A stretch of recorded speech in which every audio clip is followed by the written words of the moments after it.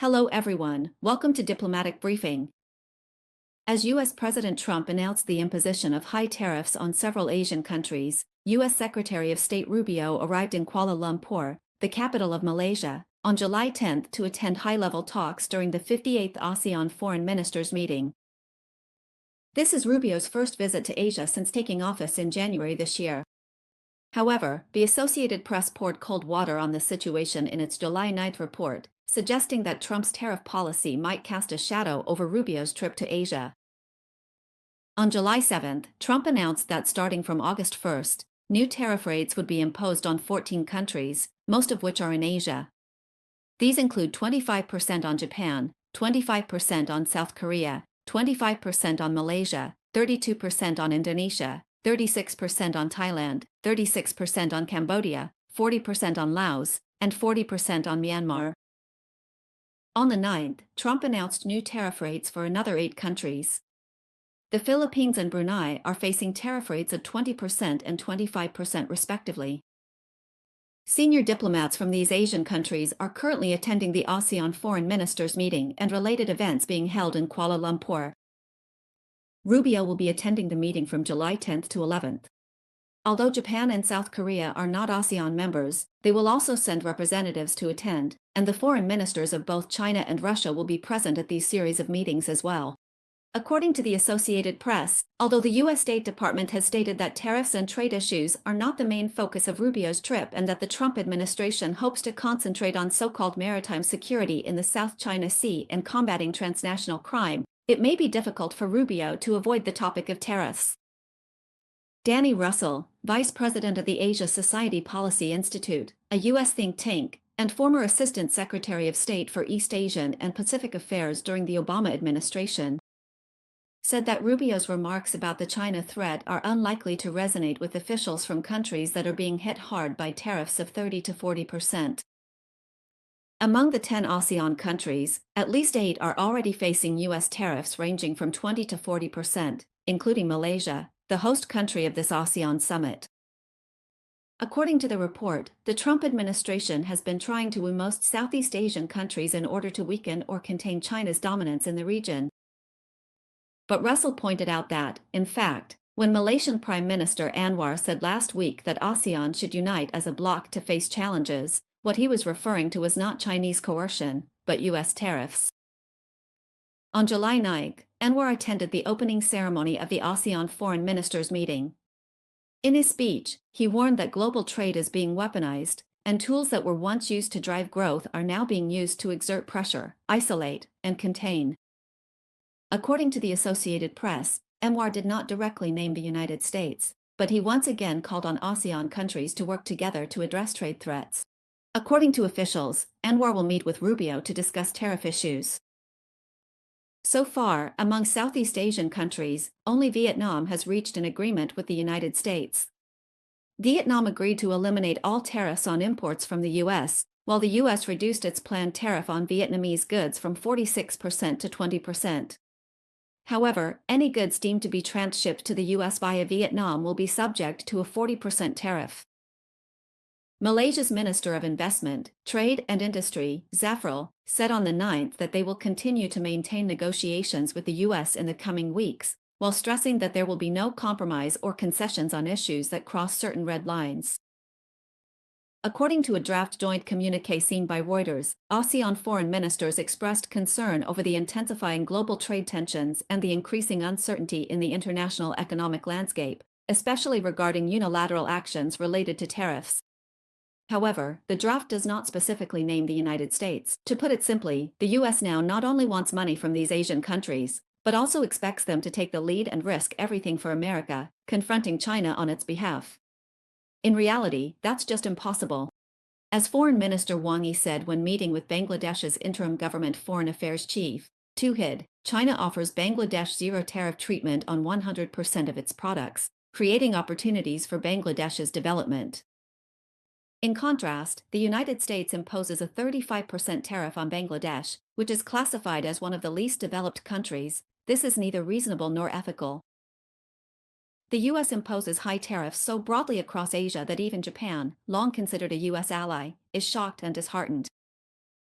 On July 9, Japanese Prime Minister Shigeru Ishiba stated that in tariff negotiations with the Trump administration, Japan must not allow itself to be underestimated. That day, while delivering a street speech in Funabashi City, Chiba Prefecture, Shigeru Ishiba said, "This is a battle concerning our national interests, and we must not allow ourselves to be underestimated. Even if the United States is our ally, we must confidently and firmly state our position and protect what we must protect." He also repeatedly emphasized that Japan is the largest investor in the United States and creates the most jobs there. In a July 9 report, Politico quoted a former Japanese official as saying that the White House, during trade negotiations with Asian countries, especially pressured them to cut off economic ties with China, but Trump's tariffs actually pushed these countries toward China. A former U.S. ambassador to Myanmar also pointed out that what Trump is doing is precisely confirming a long-standing saying in Asia. That is, not only is the United States far away, but it is also unreliable. In fact, Trump's tariff stick not only pushed Asia toward China, but other developing countries, affected by heavy U.S. tariffs, also actively sought to expand cooperation opportunities with China. At the same time, China's refusal to bow down in the tariff war has also served as an inspiration for other countries.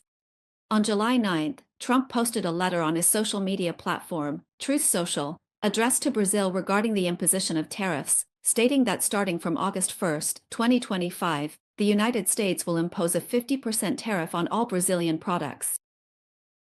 Clearly, Trump was very dissatisfied with Brazilian President Lula, who, while hosting the BRICS summit, specifically criticized the United States for launching a global tariff war during a press conference. In response to Trump's imposition of extremely high tariffs on Brazil, Lula publicly stated that Brazil will not accept control from any external forces. Regarding Trump's unilateral announcement to raise tariffs on Brazilian products, Brazil will take countermeasures. Lula stated on social media that Brazil is a sovereign nation with independent institutions and will not accept threats or interference from anyone. Lula said that Trump's claims about a trade deficit between the United States and Brazil are incorrect. Statistics from the U.S. government itself show that over the past 15 years, the U.S. has had a trade and services surplus of about $410 billion with Brazil. On this basis, any unilateral tariff increases will be met with reciprocal measures in accordance with Brazil's economic reciprocity law. According to a report by Brazil's national news agency, the economic reciprocity law will take effect in April 2025. It stipulates that when faced with unilateral measures that harm Brazil's international competitiveness, Brazil may suspend related commercial preferences, investment, and intellectual property obligations. As a response to countries or economic blocs that take actions detrimental to Brazil, Lula emphasized that sovereignty, respect, and the steadfast defense of the interests of the Brazilian people are the core values guiding our engagement with the world. Trump made up an excuse for raising tariffs on Brazil, claiming that the U.S. has a trade deficit with Brazil. But if you look up the data, in 2024 the total trade volume between Brazil and the United States was $92 billion, and the U.S. actually had a $7.4 billion trade surplus with Brazil. In other words, the total value of products the U.S. sells to Brazil is higher, while the total value of products Brazil exports to the U.S. is lower. By Trump's logic, it's actually the U.S. that benefits from Brazil, so it would make more sense for Brazil to impose tariffs on American products to make things fair. Of course, Trump isn't being reasonable right now, he's just being a bully. Looking at the types of goods, the U.S. mainly exports high value-added industrial products and energy commodities to Brazil, including turbines, jet engines and parts, non-electric engines, machinery, natural gas, aircraft parts, and so on. On the other hand, Brazil's exports to the U.S. are mainly bulk raw materials and agricultural products, with coffee making up a large portion, as well as beef and orange juice. In addition, the U.S. is also one of the main markets for Brazil's small aircraft. If Brazil were to engage in a trade war with the U.S., aside from aircraft engines and parts, which might take a bit longer to source from European suppliers, the rest of the products could easily be replaced by alternative sources. For example, natural gas can be imported from Canada, and machinery and equipment can be sourced from China. As for the U.S. imposing high tariffs on Brazil, tariffs on staple foods like coffee and orange juice would ultimately be passed on to American consumers. If prices become too high and these products lose competitiveness in the U.S., demand for such agricultural goods is actually rising in China. To sum up simply, if Brazil wants to retaliate against the U.S., China can lend a helping hand from behind the scenes. Recently, during Premier Li Qiang's visit to Brazil, the two countries reached a consensus on easing restrictions on Brazilian poultry products, as China's demand for agricultural products has remained strong. In fact, after the U.S.-China tariff war began, Chinese companies made large-scale purchases of Brazilian soybeans and corn, leaving American farmers on the verge of tears. Recently, China and Brazil signed another agreement, with China set to participate in Brazil's project to build a railway connecting to a seaport in Peru. All of these collaborations were catalyzed by Trump wielding the tariff stick. The conclusion is that by doing this, Trump has pushed his own backyard, South America, toward Asian countries including China, prompting countries in both regions to consider banding together.